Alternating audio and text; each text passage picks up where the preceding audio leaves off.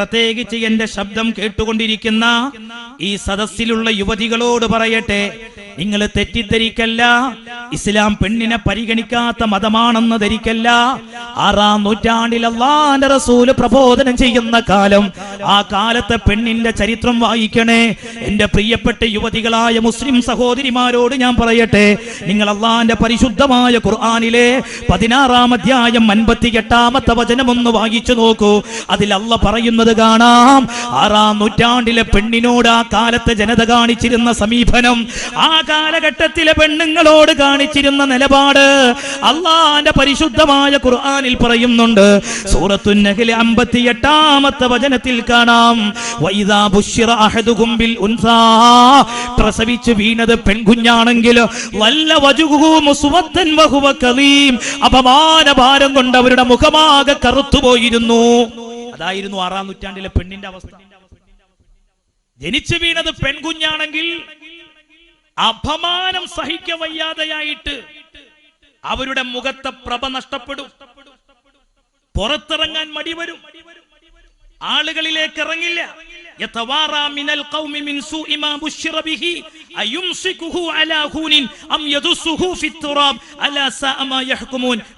അധ്യായം 59-ാം വചനം. എന്ത് ചെയ്യണം ഈ പെണ്ണിനെ? വെച്ചോണ്ടിരിക്കണോ? കുഴിയെടുത്ത് മണ്ണെടുത്ത് ആ കുഴിയിലേക്ക് തള്ളിയിട്ട് മണ്ണിട്ട് മൂടണം. എത്രയെത്ര പെൺകുഞ്ഞുങ്ങളെ ആ ജീവനോടെ കുഴിച്ചു മൂടിയത്. സ്ത്രീ ജന്മം ശാപമാണെന്ന് കണ്ടിരുന്ന 6-ാം നൂറ്റാണ്ടിലെ അപരിഷ്കൃത സമൂഹം.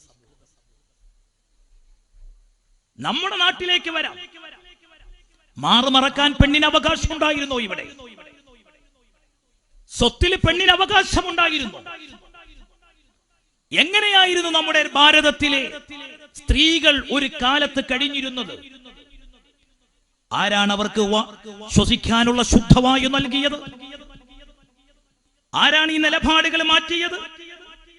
അവിടെയാണ് പെൺകുഞ്ഞുങ്ങളെ ജീവനോടെ കുഴിച്ചു മൂടിയിരുന്ന 6-ാം നൂറ്റാണ്ടിലെ കാട്ടാള ജനവിഭാഗത്തിന്റെ മുഖത്ത് നോക്കി ലോകത്ത് സിംഹഗർജനം നടത്തിയ ഒരു സ്ത്രീ വിമോചകനുണ്ട്. ആ സ്ത്രീ വിമോചകന്റെ പേരാണ് പരിശുദ്ധ റസൂൽ മുഹമ്മദ് മുസ്തഫ സല്ലല്ലാഹു അലൈഹി വസല്ലം. അവിടുന്ന് പറഞ്ഞത് എന്താണ്? ഇമാം തിർമിദി റിപ്പോർട്ട് ചെയ്യുന്ന ഹദീസിൽ കാണാം, من كان له 3 بنات أو 3 أخوات أو ابنتان أو أختان فأحسن صحبتهن واتقى الله فيهن فله الجنة. ജീവനോടെ പെണ്ണുങ്ങളെ കുഴിച്ചു മൂടിയിരുന്ന 6-ാം നൂറ്റാണ്ടിലെ അപരിഷ്കൃത സമൂഹത്തോട് അല്ലാഹുവിന്റെ റസൂല് പറയുന്നത്, നിങ്ങൾ 2 പെൺമക്കളെ അല്ലെങ്കിൽ 3 പെൺമക്കളെ സഹോദരിമാരെ നിങ്ങൾ വളർത്തുകയാണെങ്കിൽ, അവർക്ക് വിവാഹപ്രായമെത്തുമ്പോൾ അവരെ കെട്ടിച്ചു വിടുകയാണെങ്കിൽ, അവരെ കാര്യത്തിൽ പടച്ച തമ്പുരാനെ പേടിച്ചുകൊണ്ട് ജീവിക്കുകയാണെങ്കിൽ നിങ്ങൾക്ക് സ്വർഗമുണ്ടെന്ന് പഠിപ്പിച്ച നേതാവ്, ലോകം കണ്ട ഏറ്റവും വലിയ സ്ത്രീ വിമോചകൻ, അത് മുഹമ്മദ് മുസ്തഫ സല്ലല്ലാഹു അലൈഹി വസല്ലം. ആ നേതാവാണോ സ്ത്രീ വിരോധി? ആ നേതാവാണോ സ്ത്രീ വിരോധി? ഞാൻ ചോദിക്കട്ടെ, മാതാവിന്റെ കാൽ കീഴിലാണ് സ്വർഗമെന്ന് പഠിപ്പിച്ച ഒരു മതം എങ്ങനെയാണ് സ്ത്രീ വിരുദ്ധത അവതരിപ്പിക്കുന്നു എന്ന് പറയുന്നത്? മാതാവിന്റെ കാൽ ചുവട്ടിലാണ് സ്വർഗം. ഇന്നും നിങ്ങൾക്ക് കണക്കെടുക്കാം. നിങ്ങളുടെ ഈ തെക്കൻ ജില്ലയിൽ നിങ്ങൾ കണക്കെടുക്ക്.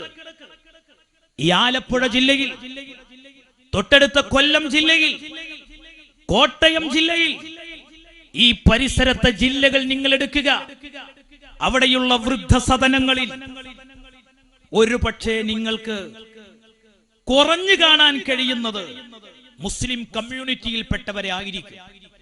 തീരെയില്ല എന്നല്ല ഞാൻ പറയുന്നത്. മാതാപിതാക്കൾ ഭാരമായി കാണുന്ന മക്കൾ ഇന്നുണ്ട്. അവർ ഏറെ ഭയപ്പെടണം അല്ലാഹുവിന്റെ പരലോകത്തെ.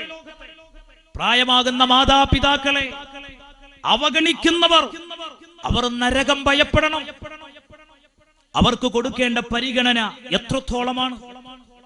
മുത്തുനബിയുടെ അടുത്തൊരു സ്വഹാബി വന്നില്ലേ, യുദ്ധത്തിന് പോകാനുള്ള കൊതി കൊണ്ട്, ജിഹാദിനുള്ള ആഗ്രഹം കൊണ്ട്, അവിടെ വെച്ച് രക്തസാക്ഷിയാകാനുള്ള മോഹം കൊണ്ട് പുണ്യനബി സല്ലല്ലാഹു അലൈഹി വസല്ലം ആ സ്വഹാബിയോട് ചോദിച്ച ചോദ്യം എന്താണെന്നറിയോ? എന്താ ചോദിച്ചത്? വാപ്പിയമ്മയൊക്കെ ഉണ്ടോന്ന് ചോദിച്ചു. ഉണ്ട് നബി. പ്രായവരാണോ? അതെ നബിയെ.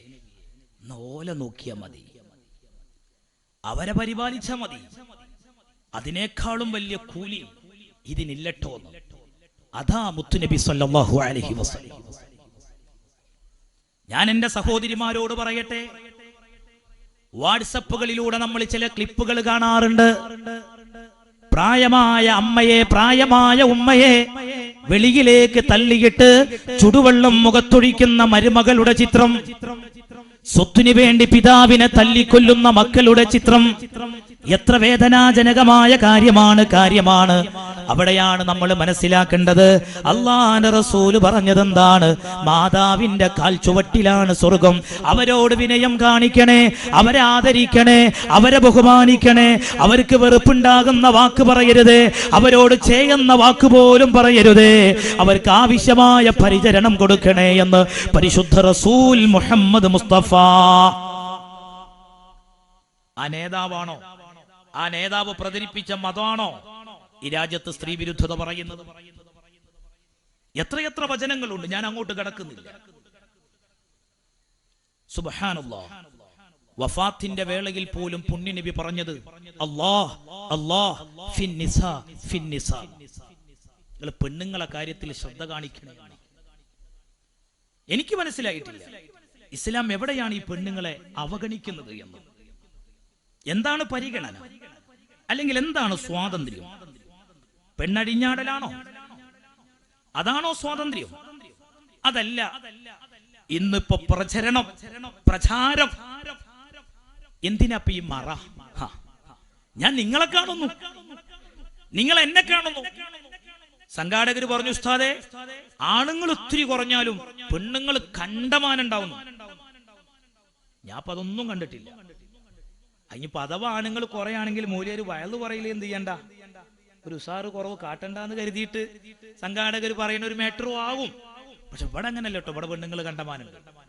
അപ്പൊ ഈ മറന്റെ അപ്പുറത്തിരിക്കുന്ന കോളേജിലൊക്കെ പഠിക്കുന്ന പെൺകുട്ടിയൊക്കെ ഉണ്ടാവും ഒരു തോന്നൽ, ഇങ്ങനെ ഒരു മറക്ക് വേണം. അപ്പൊ ഞങ്ങൾ മനുഷ്യരല്ലേ, ഞങ്ങളൊന്ന് ഇരുന്ന് കണ്ടിച്ചിട്ട് ഇപ്പൊ എന്താ കുഴപ്പം? ഈ മറ ഉണ്ടല്ലോ, അത് വയലിന്റെ സദസ്സിൽ മാത്രം ഉണ്ടാകേണ്ട ഒരു മറൊന്നുമല്ല കേട്ടോ. ഇവിടെ എന്തായാലും വേണം, കാരണം ഇവിടെ ദീനാണല്ലോ പറയുന്നത്. ഇവിടെ തന്നെ മറ ഇല്ലെങ്കിൽ പിന്നെ എന്താ ഉണ്ടാകുക? ഞങ്ങളെ മലപ്പുറത്തൊരു ചൊല്ലുണ്ട്, മൊല്ലാക്ക നിന്ന് പാത്തിയാല് മക്കള് നടന്നു പാത്തു. അപ്പൊ ഇത് മാതൃകയായിരിക്കണം. ഈ മറ നമ്മുടെ കല്യാണ വീടുകളിൽ വേണം. ഈ മറ ധാർമ്മികതയുടെ മറയാണ്, മതത്തിന്റെ മറയാണ്. ആണും പെണ്ണും തുല്യമാണെന്ന് പറയുന്നവർ അവര് മതം പഠിക്കാത്തവരാണ്, അവര് ശാസ്ത്രബോധമില്ലാത്തവരാണ്, മനുഷ്യന്റെ ശരീരശാസ്ത്രത്തെ കുറിച്ചുള്ള ബാലപാഠം പോലും ഇല്ലാത്തവരാണ്. അതേ പറയാവുള്ളൂ, അതവിടെ കേട്ടെ. മനുഷ്യന്റെ ശരീരശാസ്ത്രത്തെ കുറിച്ചുള്ള ബാലപാഠമുള്ളവർ പറയോ ആണും പെണ്ണും ഒരുപോലെയാണെന്ന്? ആണും പെണ്ണും ഒരുപോലെയാണോ? എന്തൊരു കഷ്ടം. ഇപ്പൊ അങ്ങനെയൊക്കെയാണല്ലോ, യൂണിഫോം ഒരുപോലെ. ഓ, എല്ലാ പെണ്ണുങ്ങളും പാന്റും കുപ്പായിട്ടാൽ സമത്വമായി. ഇത് തിരിച്ചും വേണ്ടേ? ആണുങ്ങളൊക്കെ സാരി എടുക്കുക. അപ്പൊ നമ്മളെ കുറിച്ച് ചുരിദാരെടുത്ത് പ്രസംഗിച്ചാൽ വന്നാൽ എങ്ങനെ ഉണ്ടാവും? അല്ല, അങ്ങട്ടില്ല. അപ്പൊ ഇവരാണ് സത്യത്തിൽ ഈ പെണ്ണിനെന്തോ കുറവുണ്ട് എന്ന് പറയുന്നത്. പെണ്ണിന് ഇപ്പൊ എന്തോ കുറവ് ഇവര് പറയാതെ പറയാ, പെണ്ണിപ്പൊ ഒരു കുറവാണ്, പെണ്ണ് ആണിന്റെ മാതിരി ആകണം. ഈ വസ്ത്രത്തിനോടുകൂടെ പെണ്ണല്ലായോ? ഓരോന്നിനും ഓരോന്നില്ലേ? ഇതൊക്കെയാണ് ഇപ്പൊ ഇസ്ലാം പഴഞ്ചനാണെന്ന് പറയുന്നത്. അള്ളാന്റെ ഖുർആൻ പറഞ്ഞു, 2-ാം അധ്യായത്തിൽ നിങ്ങൾക്ക് 228-ാം വചനത്തിൽ കാണാൻ കഴിയും, വലി റിജാലി അലൈഹിന്ന ദറജ. ആണും പെണ്ണും തുല്യമല്ല എന്നപ്പ അതിന്റെ അർത്ഥം. അതാണ് ഇപ്പൊ ഇതിന്റെ ആശയം. ആണും പെണ്ണും തുല്യമല്ലാന്ന് അള്ളാന്റെ ഖുർആൻ പറഞ്ഞതാണ്. ഖുർആൻ ആരിറക്കിയ ഗ്രന്ഥ, അത് തിരുത്തേണ്ട ഗതികേടില്ല. ഇന്നാ നഹ്നു നസ്സൽനാ ദിക്റ വ ഇന്നാ ലഹു ലഹഫിളൂൻ. അല്ല ഖുർആനിൽ പറഞ്ഞതെന്താണ്? ഞാനാണ് ഖുർആൻ അവതരിപ്പിച്ചത്, അതുകൊണ്ട് തന്നെ അന്ത്യനാൾ വരെ ഖുർആനിന്റെ സന്ദേശങ്ങൾ ഞാൻ നിലനിർത്തും. നിങ്ങൾ ആലോചിച്ചു നോക്ക്, ലൗകാന മിൻ ഇൻദി ഗൈരില്ലാഹ്, അല്ലാഹുവിന്റെ ഖുർആൻ പറഞ്ഞില്ലേ, ഈ പരിശുദ്ധമായ ഖുർആൻ പടച്ച തമ്പുരാന്റെ പക്കലിൽ നിന്നല്ല അവതരിച്ചതെങ്കിൽ അതിൽ നിങ്ങൾക്ക് ലവജദൂ ഫീ ഇഖ്തിലാഫൻ കസീറാ, അഭിപ്രായ ഭിന്നതകൾ കാണാൻ കഴിയും, അതിൽ വൈരുദ്ധ്യങ്ങൾ ഉണ്ടാകും, അതിൽ സംഘർഷഭരിതമായ ആശയങ്ങൾ ഉണ്ടാകും, കാലത്തിന് യോജിക്കാത്ത നിലപാടുകൾ ഉണ്ടാകും. പടച്ച റബ്ബാണ് സത്യം. വല്ലാഹി സുമ്മ വല്ലാഹി, ഈ നൂറ്റാണ്ട് ഇത്ര പുരോഗതിപ്പെട്ടിട്ട് ശാസ്ത്ര കണ്ടുപിടുത്തങ്ങൾ അതിവേഗം മുന്നോട്ട് പോയിട്ട് പോലും 6-ാം നൂറ്റാണ്ടിൽ അറേബ്യൻ സമൂഹത്തോട് സംസാരിച്ച ഖുർആനിന്റെ ഒരാശയം ഈ പുതിയ കാലത്ത് തിരുത്തേണ്ട ഗതികേട് വന്നിട്ടുണ്ടോ? മുസ്ലിങ്ങൾക്ക് അങ്ങനെ ഒരു ഗതികേട് വന്നിട്ടില്ല. പിന്നെ ചിലര് പറയും ഈ ഹദീസ് ആയത്തിനെതിരാണ്, ഹദീസും ആയത്തും പഠിക്കാത്തവരാണ്, ഓലാണ് ഈ ബലിയടങ്ങേറ്. മതം ഭയങ്കര ഉഷാറ, ഒരു കുഴപ്പമില്ല. പക്ഷെ എന്ത് കാര്യങ്ങള് ഇപ്പൊ ഇസ്ലാമിൽ തന്നെ വല്ലാത്തൊരു സങ്കടമുള്ള ഒരു കാര്യമാണ് ഇപ്പൊ അതൊക്കെ. നമ്മൾ എന്താ ചെയ്യാ, സഹിക്കല്ലാതെ. ഈ മതത്തെ വികലമാക്കുന്ന പുത്തനാശയക്കാർ വലിയ ഇടങ്ങാറാവലെ കൊണ്ട്. നിങ്ങൾ ആലോചിച്ച് നോക്കുക, ഒരു സംഭവം, ഒരു ഹദീസ് സ്വീകരിക്കണമെങ്കിൽ ഈ പുത്തനാശയക്കാർ വെക്കുന്ന ഡിമാൻഡ് കണ്ടെങ്കിൽ 2-3 ഡിമാൻഡ്. അതിലൊന്നെന്താണെന്നറിയോ? ഖുർആനിന് എതിരാകാൻ പാടില്ല ഹദീസ്. അപ്പൊ അങ്ങനെ ഉണ്ടാവും. ഈ ഹദീസ് തന്നെ എന്താ? ഹദീസ് എന്ന് പറഞ്ഞാൽ ഖുർആനിന്റെ വ്യാഖ്യാനാണത്. ഖുർആൻ അവതരിച്ചത് ആർക്കാ? നബിക്ക. ആ മുത്തുനബി തങ്ങൾ ഹദീസ് ഖുർആനിന് എതിരുണ്ടാവൂല. അത് ഹദീസ് വായിക്കുന്നിടത്ത് വരുന്ന പ്രശ്നമാണ്. ഹദീസ് വായിക്കുന്നിടത്ത് വരുന്ന അബദ്ധമാണ്, ഭീമാബദ്ധമാണ്. അത് നമ്മൾ തിരുത്തണം. ഇപ്പൊ ഞാൻ ഒരു ഉദാഹരണം പറയാം, നമ്മൾ മനസ്സിലാക്കാൻ വേണ്ടി പറയാണ്. ഇതൊക്കെ നമ്മളെന്തറിയോ, ഈ പുതിയ കാലത്ത് നമ്മൾ ജീവിക്കുമ്പോ നമ്മൾ ഇതൊക്കെ കൃത്യമായി മനസ്സിലാക്കണം. ഒരു ഉദാഹരണം പറഞ്ഞാൽ, ഖുർആനിനെതിരായിട്ട് ഒരു ഹദീസ് ഉണ്ട് എന്നാണ് ചില ആൾക്കാർ പറയുന്നത്. ഞാൻ ചോദിച്ചു ഏതാ ഹദീസ്? അപ്പൊ ഒരു ഹദീസ് ഏതാന്നറിയങ്ങള്? സൂറത്തു നംലിലെ 80-ാമത്തെ ആയത്തിൽ അല്ലാഹു തആല പറയുന്നു, ഇന്നക ലാ തുസ്മിഉൽ മൗത, മരിച്ചവര് കേൾക്കൂല. ഓല് കൊടുക്കുന്ന ഒരു അർത്ഥമാണ് ഇപ്പൊ ഞാൻ പറയുന്നത്. മരിച്ചവര് കേൾക്കൂല എന്ന് ഖുർആൻ പറയുന്നു. അപ്പൊ ഖുർആനിലുള്ളത് എന്താ? മരിച്ചവര് കേൾക്കൂല എന്നാ. എന്നാ ഞാൻ ഹദീസിലോ?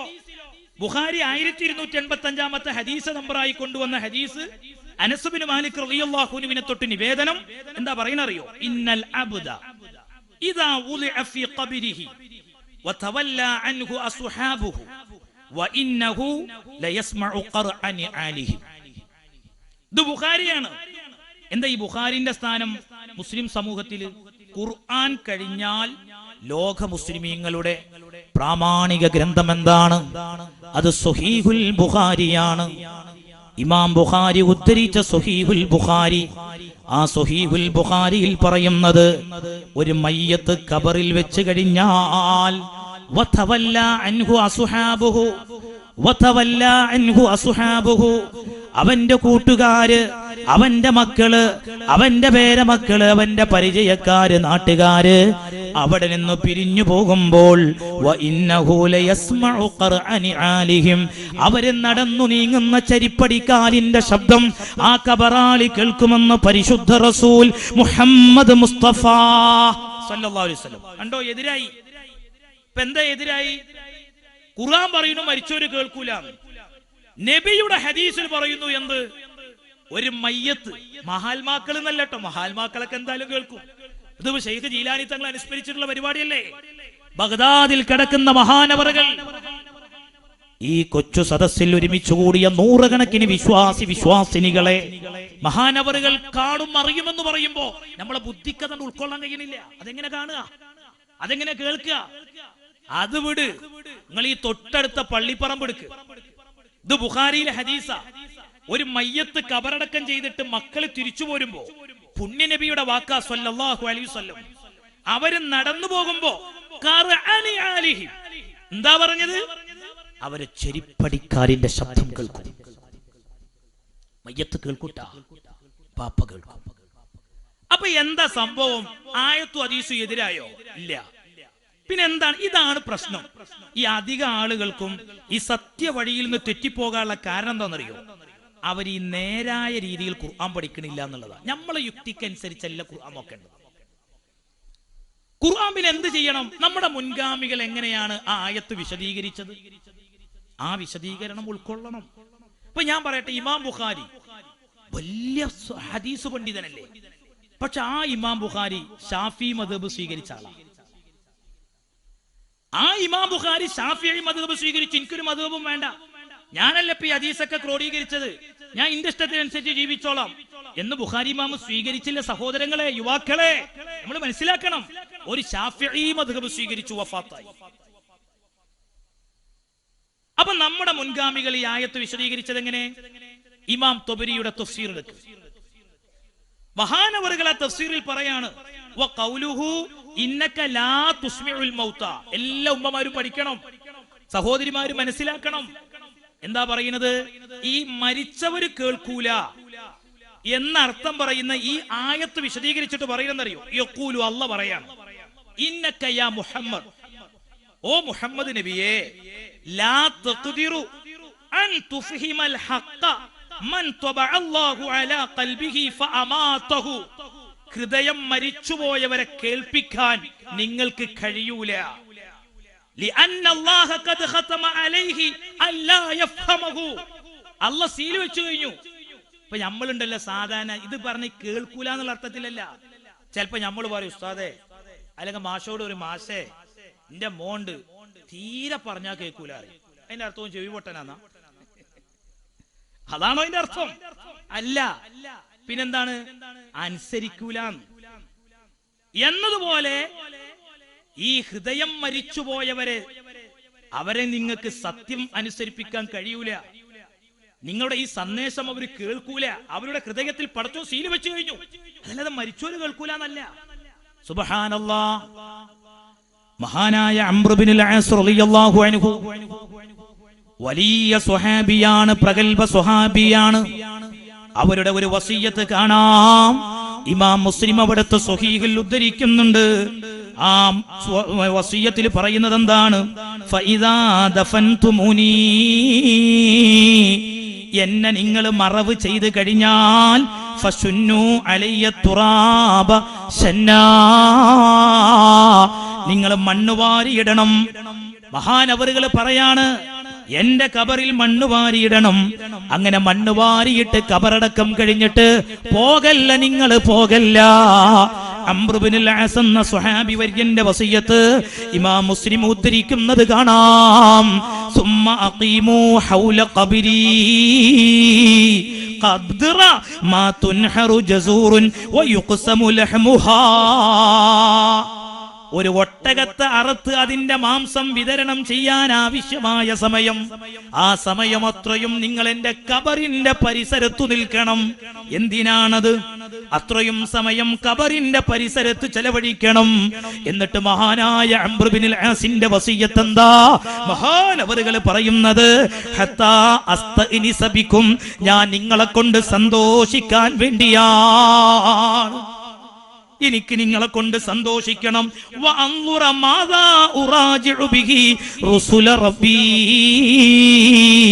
എന്റെ റബ്ബിന്റെ ദൂതന്മാര് കുറച്ചു കഴിഞ്ഞവിടെ വന്ന് ചോദിക്കുമ്പോ ഞാൻ എന്തു മറുപടി പറയണമെന്ന് ആലോചിക്കണം. അതിന് നിങ്ങളെ സഹായം എനിക്ക് വേണം. അതല്ലേ സഹോദരങ്ങളെ, നമ്മൾ മയ്യത്ത് കബറടക്കം ചെയ്തു കഴിഞ്ഞാൽ തൽഖീന് ചൊല്ലിക്കൊടുക്കുന്നുണ്ട്. അതേ, അവിടെ മലക്ക് വരും, മൻ റബ്ബുക്കാന്ന് ചോദിക്കും. പതറാതെ പറഞ്ഞോ അല്ലാഹു റബ്ബി എന്ന് പറഞ്ഞോ എന്ന് പറയുമ്പോ നമ്മുടെ എളിയ ബുദ്ധി കൊണ്ട് ചിന്തിക്കല്ല സഹോദരാ. ഇസ്ലാമിന്റെ ആദർശം ബുദ്ധി കൊണ്ട് മനസ്സിലാക്കാൻ നിൽക്കല്ല. അത് അല്ലാഹുവിന്റെ റസൂല് പഠിപ്പിച്ച പ്രമാണങ്ങളെ കൊണ്ട് മനസ്സിലാക്ക്. ഖുർആനും ഹദീസും നമ്മുടെ മുൻഗാമികൾ പഠിച്ചതുപോലെ മനസ്സിലാക്ക്. മരിച്ച് നമുക്ക് ജീവിക്കേണ്ടത് മരിച്ചതിന്റെ ശേഷമുള്ള ജീവിതമാണ്. ഈ ദുനിയാവിൽ നമുക്ക് എങ്ങനെയും ജീവിച്ച് മരിക്കാം. അതേ സമയത്ത് ആഖിറത്തിൽ സ്വർഗം വേണോ? അല്ലാഹുവിന്റെ അള്ളാന്റെ പരിശുദ്ധ ഖുർആൻ പറഞ്ഞതെന്താ? വല്ലാഖിറതു ഖൈറും വഅബ്ഖാ. പരലോകമാണ് നിലനിൽക്കുന്ന ലോകം, പരലോകമാണ് നശിക്കാത്ത ലോകം. അവിടെ രക്ഷപ്പെടേണ്ട സഹോദരാ, ഇസ്ലാം വിശ്വസിക്കേണ്ടതുപോലെ വിശ്വസിക്കണേ. ഞാൻ എന്തിനാ അത് പറഞ്ഞത്? അപ്പൊ നമ്മുടെ യുക്തി കൊണ്ട് ചിന്തിച്ചാൽ ആയത്തും ഹദീസൊക്കെ ഫൈറ്റിംഗ് കാണും. അള്ളി റസൂലും സംഘടനയായിട്ടൊക്കെ തോന്നും. അള്ളി റസൂല് സംഘർഷം ഉണ്ടാകുമോ? അള്ളാന്റെ റസൂല് അള്ളാഹ്ക്കെതിര് പറയോ? അള്ളാന്റെ റസൂല് പറഞ്ഞ എന്താ? ഞാൻ എന്തു പറയുന്നത് വഹീന്റെ അടിസ്ഥാനത്തിലാന്നാ.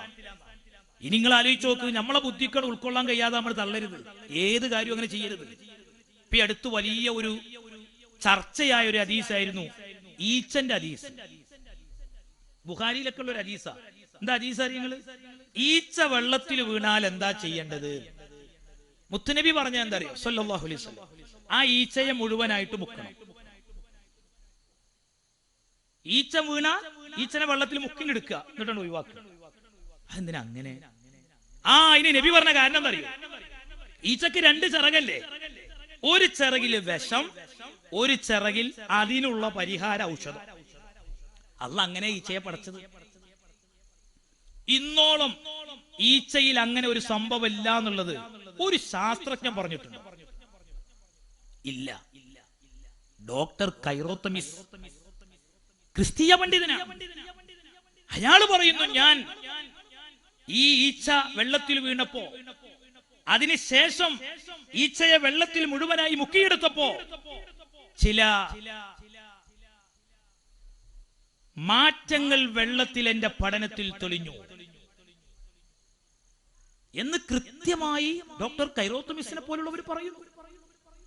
പക്ഷെ ചിലർ പറയുന്ന എന്താണ്? അത് നമ്മൾ യുക്തിക്കാണ്ട് ശരിയാകണില്ല, അത് തൽക്കാലം നമ്മളാണ് മാറ്റിവെക്കുക എന്നെടുക്കാൻ കഴിയും. പിന്നെ ഹദീസ്, പുണ്യനബിന്റെ വാക്ക് അള്ളാന്റെ റസൂലിനെ അക്ഷരാർത്ഥത്തിൽ ഉൾക്കൊള്ളാൻ കഴിയണം.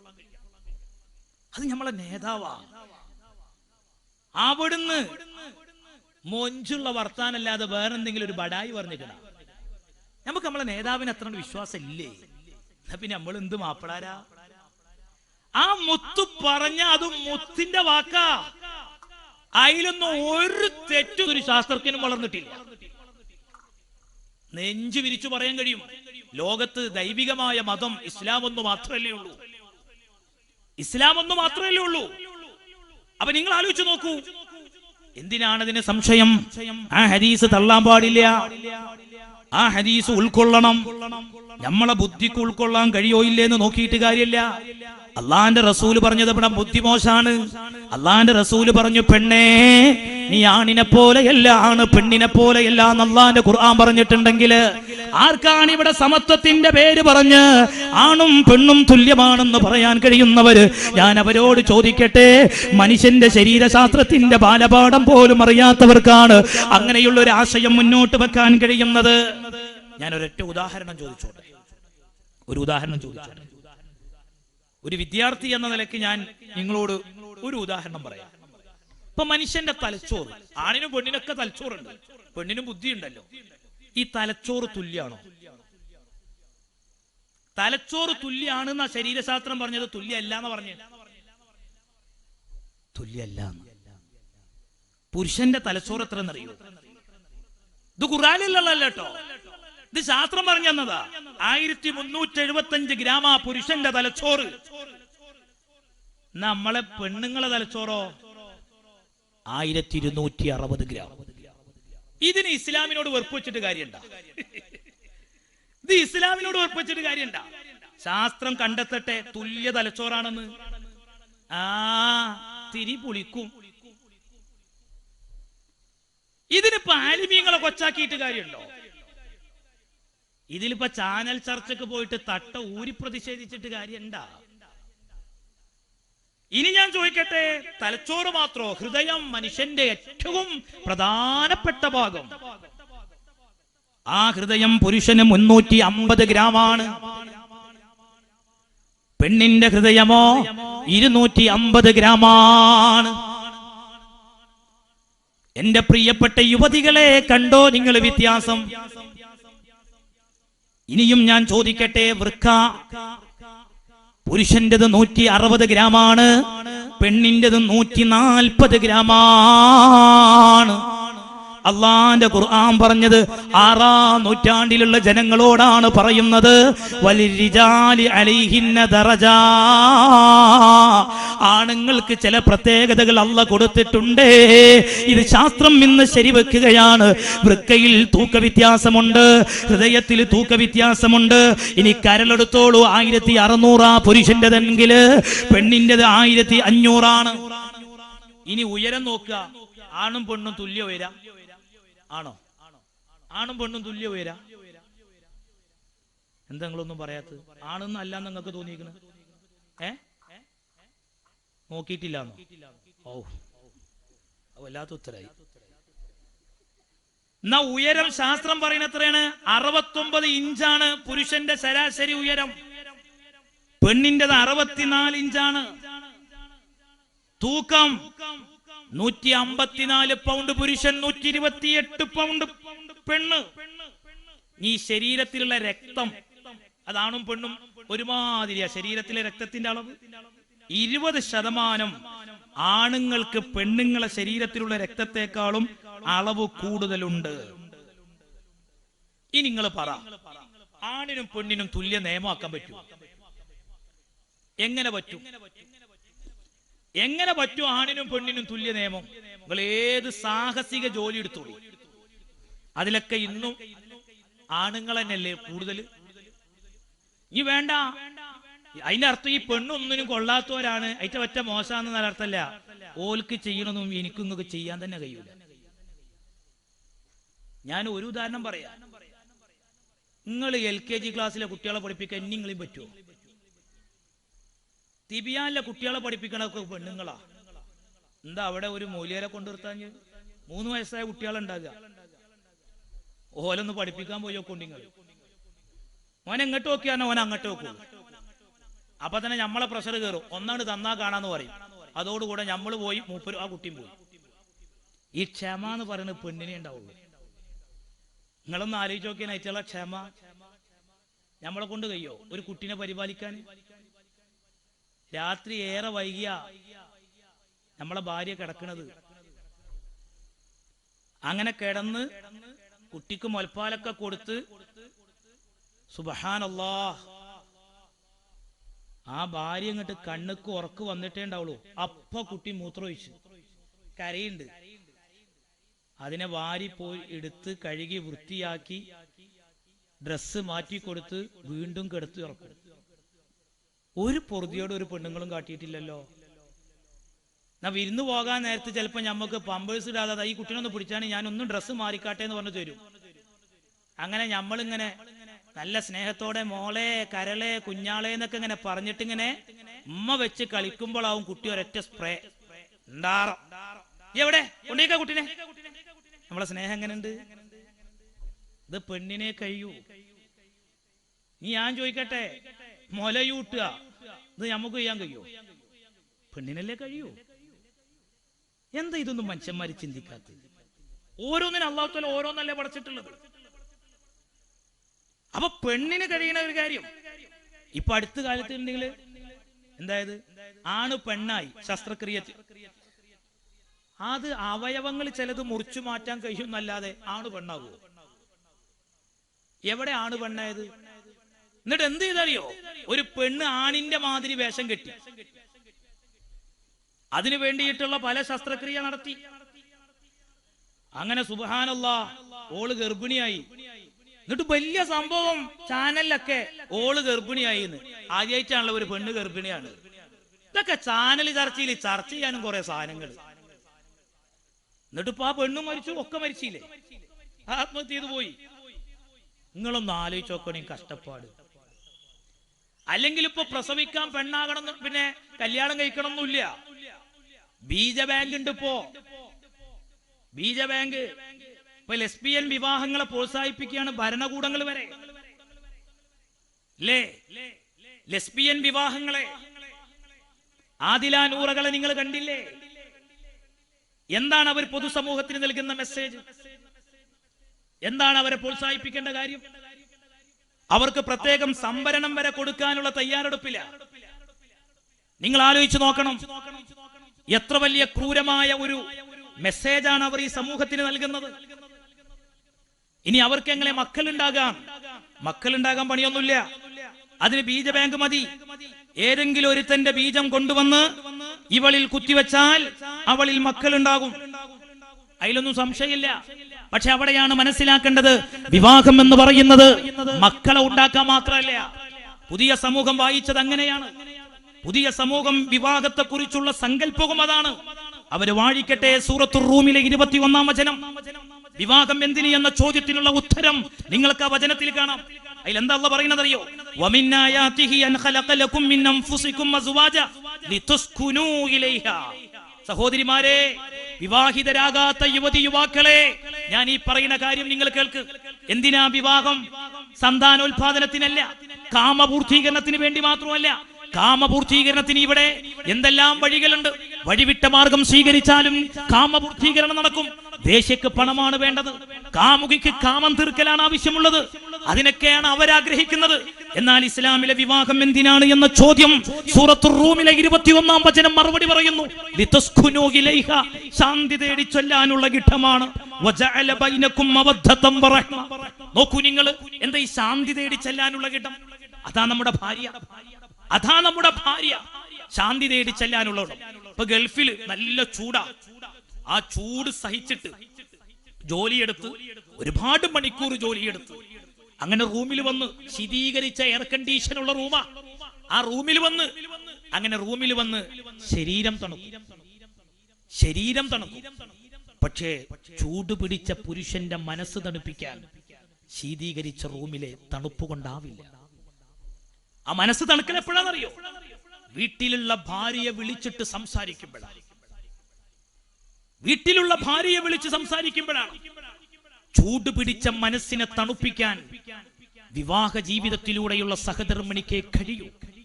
അതുകൊണ്ടാണ് വിവാഹിതർ മനസ്സംതൃപ്തിയുള്ളവരാണെന്ന് NC ഗ്ലിന്നിന്റെ പഠനവും വിളിച്ചു പറഞ്ഞു. അതൊക്കെ വിശാലമായി പറയേണ്ടതാണ്, നമ്മൾ പഠിക്കേണ്ടതാണ്, നമ്മൾ മനസ്സിലാക്കേണ്ട കാര്യങ്ങളാണ്. അപ്പൊ ഞാൻ പറഞ്ഞു വന്നത്, ആണും പെണ്ണും തുല്യമല്ല എന്ന് കൃത്യമായി ശാസ്ത്രം പറഞ്ഞു. മതനിയമത്തിലും അങ്ങനെയാണ്. ആ നിയമം വ്യത്യാസമുണ്ടായത് കൊണ്ടാണ് പെണ്ണേകി മറ.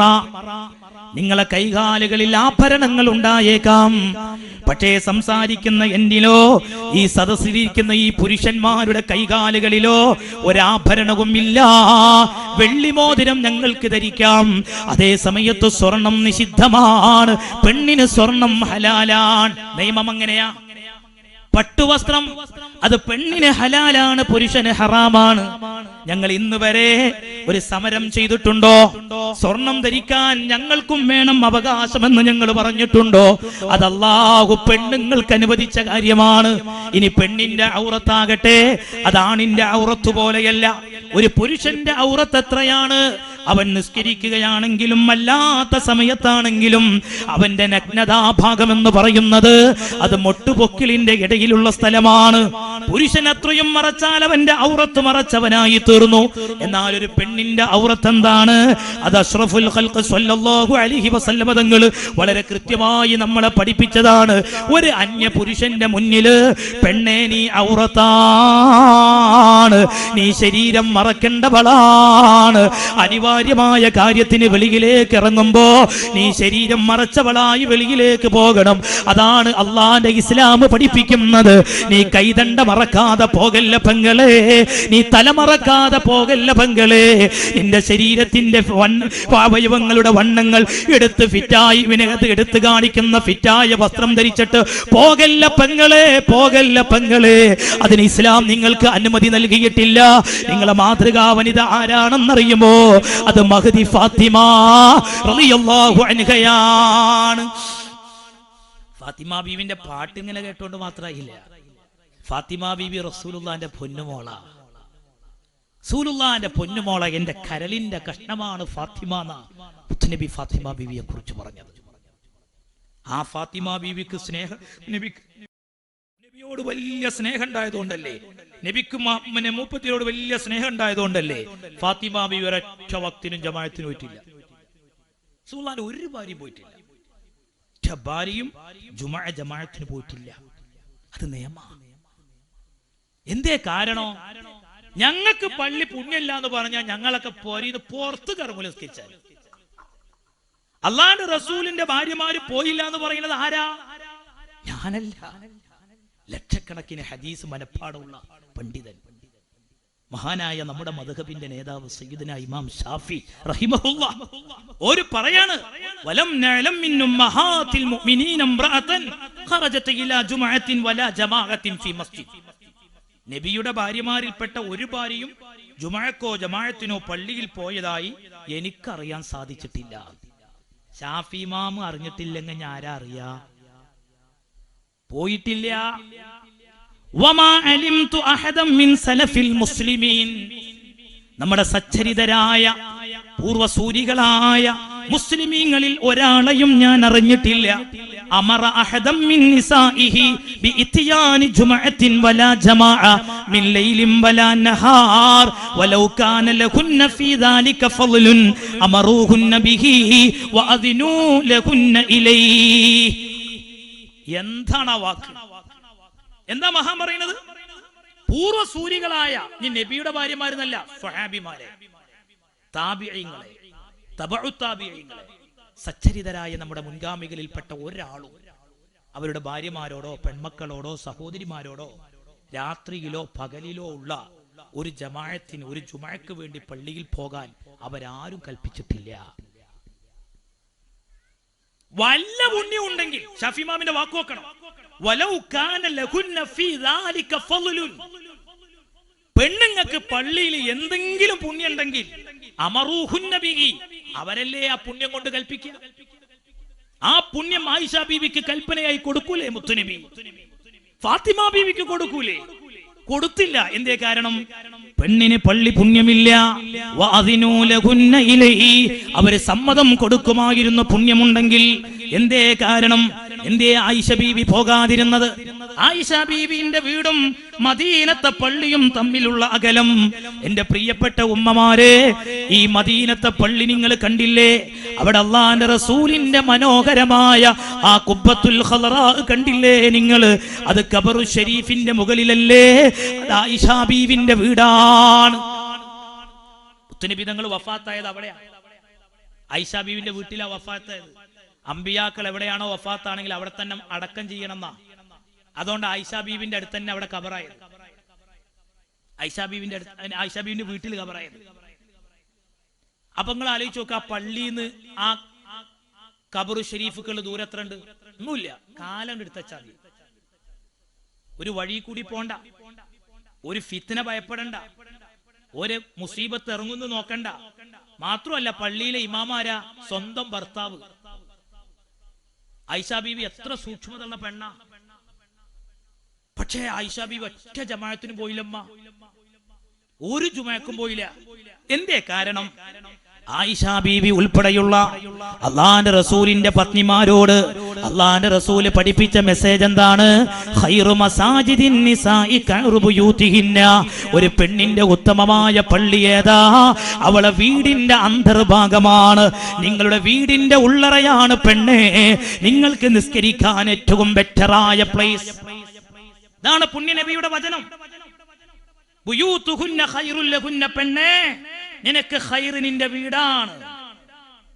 പാണുങ്ങൾ പള്ളി നിസ്കരിക്കണം, പള്ളി നിസ്കരിക്കണം, കൂലി രണ്ടാ. പള്ളിക്ക് പോയി നിസ്കരിച്ചാൽ കൂടുതൽ കൂലി കിട്ടും. പെണ്ണിന് അങ്ങനെ കിട്ടുമോ? കിട്ടുന്ന ഒരു ഹദീസിലില്ല. ഇനി മാത്രല്ല, നമുക്കൊക്കെ അറിയാം ഒരു പെണ്ണ് റബ്ബിലേക്ക് ഏറ്റവും അടുക്കുന്നത് എവിടെയാ? എവിടെയാ?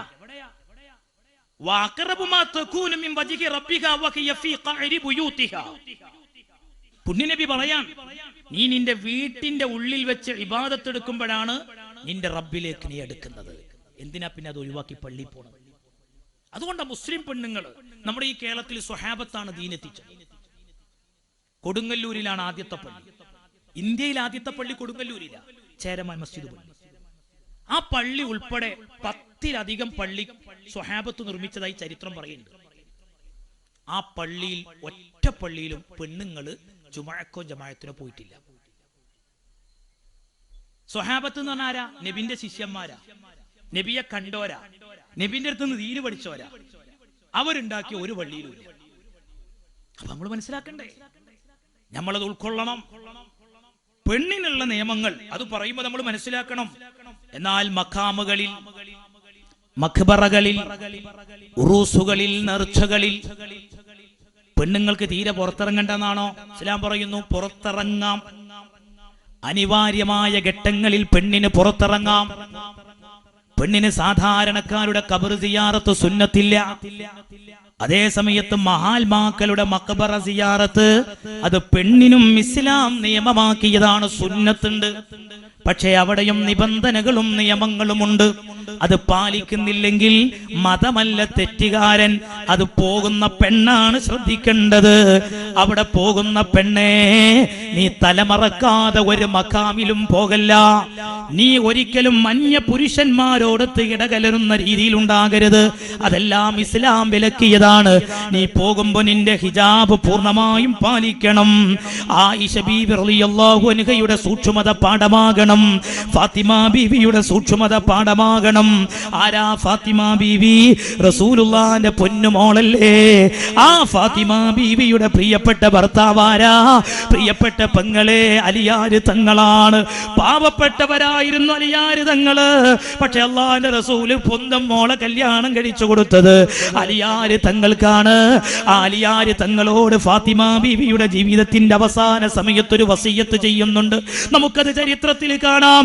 ഫാത്തിമ ബീവി അലിയാർ എന്നവരോട് ചെയ്യുന്ന വസിയത്ത് എന്താണ്? പ്രിയപ്പെട്ട ഭർത്താവേ, ഞാൻ മരിച്ചു കഴിഞ്ഞാൽ എന്റെ മയ്യത്ത് നിങ്ങൾ പകല് കൊണ്ടുപോയി മറവ് ചെയ്യരുത്. കണ്ടോ? എന്റെ മയ്യത്ത് നിങ്ങൾ പകല് കൊണ്ടുപോയി മറവ് ചെയ്യരുത്, രാത്രിയിൽ അടക്കം ചെയ്യണം. എന്തേ കാരണം? എന്താ കാരണം? ഫാത്തിമ ബീവി പറയാണ്, പകല് അന്ന് ഈ മയ്യത്ത് കട്ടിലിന് മൂടി വെക്കണ സ്വഭാവമല്ല കേട്ടോ. അപ്പൊ ഈ മയ്യത്ത് കുളിപ്പിച്ച് കഫൻ ചെയ്യുമ്പോ ഒരു ശരീരത്തിന്റെ വണ്ണം എത്രയെന്ന് കാണുമല്ലോ. കഫൻ ചെയ്യാന്ന തുണി കൊണ്ട് വാരി പിന്നെ പൊതിയാണല്ലോ, വരിഞ്ഞു മുറുക്കുകയാണല്ലോ. അപ്പൊ ഫാത്തിമ ബീവി ഭയപ്പെട്ടത് എന്താണെന്നറിയോ? നിന്റെ ശരീരത്തിന്റെ വണ്ണം അന്യ പുരുഷന്മാര് പകല് കൊണ്ടുപോകുമ്പോ കാണും. അതുകൊണ്ട് നിങ്ങൾ രാത്രിയിലാണ് എന്റെ മയ്യത്ത് മറവ് ചെയ്യേണ്ടത്. ആ ഫാത്തിമ ബീവിന്റെ പിൻഗാമികളാണ് നമ്മൾ. എന്നിട്ടാണോ നമ്മള് ലെഗിൻസ് ഇട്ട് വെളിയിലിറങ്ങുന്നത്? ശരീരം എടുത്തു കാണിക്കുന്ന ഫിറ്റായ വസ്ത്രം ധരിക്കുന്നത്? ഏറെ ഭയപ്പെടണം, ഏറെ ഭയപ്പെടണം. ഞാൻ എന്റെ സഹോദരിമാരോട് പറയട്ടെ, നിങ്ങൾ ഈ ഉറൂസിന് വന്നു, നിങ്ങൾ ഇവിടെ നടക്കുന്ന ആണ്ട് നേർച്ചയ്ക്ക് വന്നു, നിങ്ങൾ ഇതിനൊക്കെ സഹായിച്ചു. അള്ളാഹു നിങ്ങൾക്ക് വലിയ ഫലവും നൽകട്ടെ. അതേ സമയത്ത് ദീനിന്റെ നിയമങ്ങൾ നമ്മൾ പറയണം. ഓ എന്റെ ഉമ്മമാരെ, അള്ളാഹുവിന്റെ റസൂലിന് നരകം കാണിച്ചു കൊടുത്ത സമയത്ത് നരകത്തിൽ ഏറ്റവും അധികം പെണ്ണുങ്ങളെ മുത്തുനബി തങ്ങൾ കണ്ടുപോയി. ആണുങ്ങളെക്കാളും അധികം പെണ്ണുങ്ങളെ നരകത്ത് കണ്ടപ്പോ ആ കാലഘട്ടത്തിലെ പെണ്ണുങ്ങൾ മുത്തുനബിയോട് കാരണം തിരക്കിയിട്ടുണ്ട്. എന്താണ് നബിയെ, ഞങ്ങളധികം നരകത്തിൽ പോകാനുള്ള കാരണം ഞങ്ങൾ ജിഹാദ് ചെയ്യാത്തത് കൊണ്ടാണോ? നിങ്ങളല്ലേ ഞങ്ങളോട് ജിഹാദിന് വരേണ്ട എന്ന് പറഞ്ഞത്? ഞങ്ങൾ നിങ്ങളെ കൂടെ ജമാഅത്തിന് വരാത്തതാണോ? നിങ്ങളല്ലേ ഞങ്ങളോട് ബുയൂത്തുഹുന്ന ഖൈറുൽ ലഹുന്ന എന്ന് പറഞ്ഞത്? നിങ്ങൾ വീട്ടിൽ വെച്ച് നിസ്കരിച്ചാ മതി എന്ന് നിങ്ങളല്ലേ പറഞ്ഞത്? പിന്നെയും ഞങ്ങൾക്ക് എന്തേ നരകത്തിൽ ഏറ്റവും ഇരിപ്പിടം പെണ്ണുങ്ങളായി പോയത്? ആ സമയത്ത് മുത്തുനബി തങ്ങൾ പറഞ്ഞിട്ടുണ്ട്, ഏത് പെണ്ണാണ് നരകത്തിലുള്ള പെണ്ണ് എന്ന്. ഈ പരിശുദ്ധമായ മജ്ലിസിൽ ഈ പാതിരാ സമയം എന്റെ സദസ്സിലിരിക്കുന്ന ഉമ്മമാരോട് വളരെ വിനയത്തോടെ ഞാൻ പറയട്ടെ, എന്റെ സദസ്സിലുള്ള എന്റെ പ്രിയപ്പെട്ട അനുജത്തിമാരോട്, ചേട്ടത്തിമാരോട് ഞാൻ പറയട്ടെ, അള്ളാന്റെ റസൂല് നരകത്തിൽ കിടക്കുന്ന പെണ്ണിനെ വരച്ച് കാണിച്ചിട്ടുണ്ട്. ആ പെണ്ണിന്റെ കൂട്ടത്തിൽ ഞാനുണ്ടോ എന്ന് ഇവിടെ ഇരിക്കുന്ന ഓരോ പെണ്ണും നെഞ്ചത്ത് കൈവച്ചുകൊണ്ട് ആലോചിക്കണേ. ഇവിടെ ഇരിക്കുന്ന പുരുഷന്മാരോട് ഞാൻ പറയട്ടെ, നരകത്തിലുള്ള പെണ്ണിന്റെ ചിത്രം മുത്തുനബി തങ്ങൾ വരച്ച് കാണിച്ചിട്ടുണ്ട്. എന്റെ പ്രിയപ്പെട്ട ഭാര്യ അല്ലാഹുവിന്റെ റസൂല് നരകാവകാശിയാണെന്ന് പറഞ്ഞ പെണ്ണിന്റെ പോലെയാണോ എന്ന് ഭർത്താക്കന്മാരാലോചിക്കണേ. പെൺമക്കളുള്ള ഉപ്പമാര് എന്റെ മോൾ അങ്ങനെയാണോ എന്ന് ചിന്തിക്കണേ. ഇനി ഞാൻ ഹദീസ് വായിച്ചോട്ടെ, ഞാൻ എന്റെ വകയായി പറയുക എന്നതല്ല. ഇമാം മുസ്ലിം ഉദ്ധരിച്ച ഹദീസാണ്. അല്ലാഹുവിന്റെ റസൂല് പറയുന്നു, നിസാഉൻ കാസിയാത്തുൻ ആരിയാത്തുൻ മുമീലാത്തുൻ മായിലാ. ഏത് പെണ്ണാണ് നരകത്തിലുള്ള പെണ്ണ്? പേരിന് മാത്രം വസ്ത്രം ധരിച്ച പെണ്ണാണ്. അവളുടെ ശരീരത്തിന്റെ പല ഭാഗങ്ങളും പുറത്താണ്. അവളുടെ തലമുടി പുറത്താണ്. അവളുടെ കൈതണ്ട പുറത്താണ്. അവളുടെ ശരീരത്തിന്റെ പല ഭാഗങ്ങളും അവര് വെളിയിൽ കാണിച്ചിരിക്കുകയാണ്. തീർന്നില്ല. അല്ലാഹുവിന്റെ റസൂൽ ആ പെണ്ണിന്റെ ഭൗതികമായ ലോകത്തുള്ള നടത്തത്തെ കുറിച്ച് പറയുന്നത് മുമീലാത്തുൻ മായിലാ. അവര് ദുനിയാവിൽ നടക്കുമ്പോ അവര് ചെരിഞ്ഞും ചാഞ്ഞുമാണ് നടക്കുന്നത്. ആണ്യാണുങ്ങളെ ഇക്കിളിപ്പെടുത്തുന്ന, വൈകാരികമായി ഇക്കിളിപ്പെടുത്തുന്ന വേഷ സംവിധാനങ്ങളോടെ തെരുവ് തണ്ടുന്ന പെണ്ണിനെ കുറിച്ച് 6-ാം നൂറ്റാണ്ടിൽ വെച്ച് അല്ലാഹുവിന്റെ റസൂല് പറയുന്നത്, ആ പെണ്ണിനെ കുറിച്ച് പറയുന്നത്, ലാ യദ്ഖുൽനൽ ജന്ന. ആ പെണ്ണ് സ്വർഗ്ഗത്തിലില്ല. ലാ യദ്ഖുൽനൽ ജന്ന. ആ പെണ്ണ് സ്വർഗ്ഗത്തിലില്ല. വലാ യജിദ്ന റീഹഹാ. പെണ്ണിന് സ്വർഗ്ഗത്തിന്റെ വാസന പോലും എത്തിക്കൂല. എത്ര ദൂരത്തേക്ക് സ്വർഗ്ഗവാസന അടിച്ചു വീശും പെങ്ങളെ, എത്ര ദൂരത്തേക്ക് സ്വർഗ്ഗവാസന അടിച്ചു വീശും. ആ സ്വർഗ്ഗത്തിന്റെ നാലയലത്ത് പോലും എത്തിപ്പെടാൻ കഴിയാത്ത അവസ്ഥയിലേക്ക് ഈ പെണ്ണ് മാറിയതിന്റെ കാരണം എന്താ? നിസ്കാരമില്ലാത്തതല്ല പെങ്ങളെ, നോമ്പെടുക്കാത്തതല്ല, നേർച്ചയ്ക്ക് പണം നൽകാത്തതല്ല, നിങ്ങൾ സ്വതക്ക ചെയ്യാത്തതല്ല, നിങ്ങൾ ഖുർആൻ പാരായണം ചെയ്യാത്തതിന്റെ പേരിലല്ല. നിങ്ങളെ വേഷമാണ്, നിങ്ങളെ ലൈഫിലെ നിങ്ങളെ സംസ്കാരമാണ്. അത് ഇസ്ലാമിന്റെ സംസ്കാരമാക്കണേ, അത് ഇസ്ലാമിന്റെ സംസ്കാരമാക്കണേ. തലമുടി മറക്കാതെ കാമ്പസുകളിലേക്ക് പോകുന്ന യുവതികളെ ചിന്തിക്കണേ, നമ്മൾ ആലോചിക്കണം.